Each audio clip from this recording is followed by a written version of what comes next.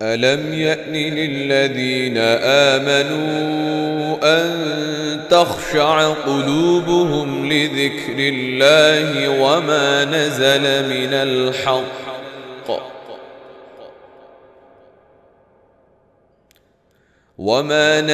من الحق ولا يكونوا كالذين أوتوا الكتاب من قبل فطال عليهم الأمد فقست قلوبهم وكثير منهم فاسقون। সূরা হাদীদের 16 নম্বর এই আয়াতের অর্থ তাৎপর্য বুঝলে আমাদের ঘুম হওয়ার কথা না, চিন্তায় ভাবনায় আল্লাহ আযza ওয়াজাল কত শক্ত সতর্কতা আমাদেরকে দিচ্ছেন। আল্লাহ আযza ওয়াজাল বলছেন, এখনো কি সময় আসে নাই? প্রশ্ন, এখনো কি সময় আসে নাই যারা ইমানের দাবি করেন আর যারা বলে আমরা ইমানদার, যে তাদের কাছে যখনই আল্লাহর পক্ষ থেকে কোনো আয়াত পড়া হবে এবং আল্লাহর পক্ষ থেকে সত্য আসবে, নিদর্শন আসবে, রাসূলুল্লাহ সাল্লাল্লাহু আলাইহি ওয়াসাল্লামের সুন্নাত তাদের কাছে স্পষ্টভাবে আসবে, তখন তাদের অন্তর, তাদের হৃদয় বিগলিত হবে, বিনয়ী হবে, একেবারে গলে যাবে। তাদের কোরআনের যে তাৎপর্য সেটা তাদেরকে প্রকম্পিত করবে, তাদেরকে ভাবাবে। তারা সুখ এবং সফলতার সংজ্ঞা কোরআন এবং সুন্নাত থেকে তারা চিন্তা করবে। এখনও কি সময় আসে নাই? প্রশ্ন একটু চিন্তা করি, আপনি জীবনে কত রমাদান, কত কোরআন, কত খুতবা, কত হাদিস, কত মোটিভেশন আপনি শুনছেন, কিন্তু শোনার পরে আপনি ভুলে গেছেন। তাহলে আপনার জন্য এই আয়াত, আমার জন্য এই আয়াত, যে এখনও কি সময় আসে নাই যখন আমরা ইসলামকে সবচেয়ে সিরিয়াসলি নিব। আমার সময়ের ক্ষেত্রে, আমার জীবনের ক্ষেত্রে সব কিছুর আগে কোরআন এবং সুন্নাহকে আমরা গুরুত্ব দিব এবং সেই আঙ্গিকে আমরা চিন্তা করব।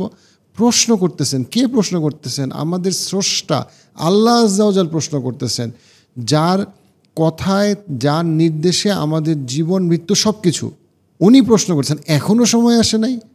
আরও হাদিস লাগবে, আরও কোরআন লাগবে, আরও খুতবা লাগবে, কত খুতবা লাগবে?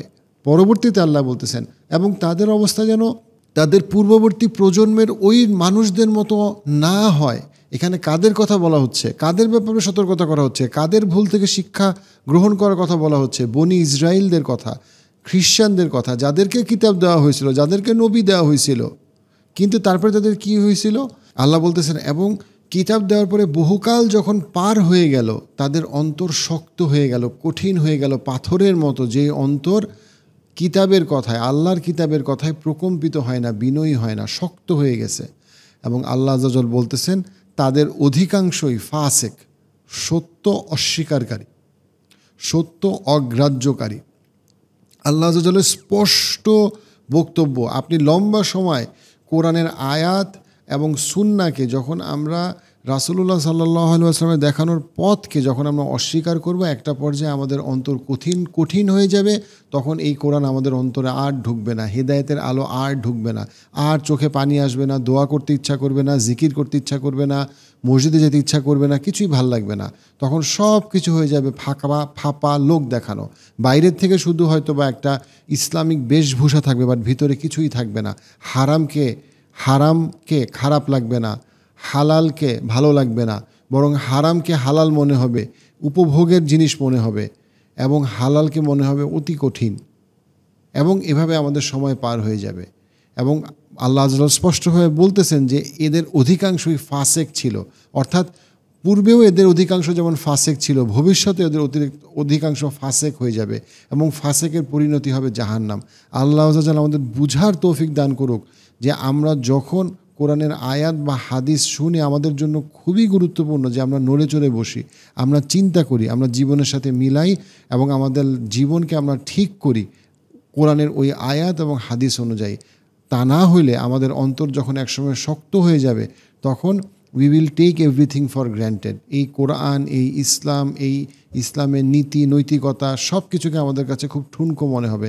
কারণ কোরআন ঠুনকো হয়ে যায় নাই, হাদিস ঠুনকো হয়ে যায় নাই, বরং আমরা এবং আমাদের অন্তর ঠুনকো হয়ে গেছি আল্লাহর কাছে, যে জন্য হেদায়েত আমাদের কাছে পৌঁছাচ্ছে না। আল্লাহর খুবই শক্ত এক সতর্কতা বাণী, যেটা আমাদের এই প্রশ্নটা নিজেদের সবাইকে করা উচিত, যে প্রশ্নটা আল্লাহ আযza ওয়াজাল এই আয়াতের মাধ্যমে আমাদেরকে করছেন।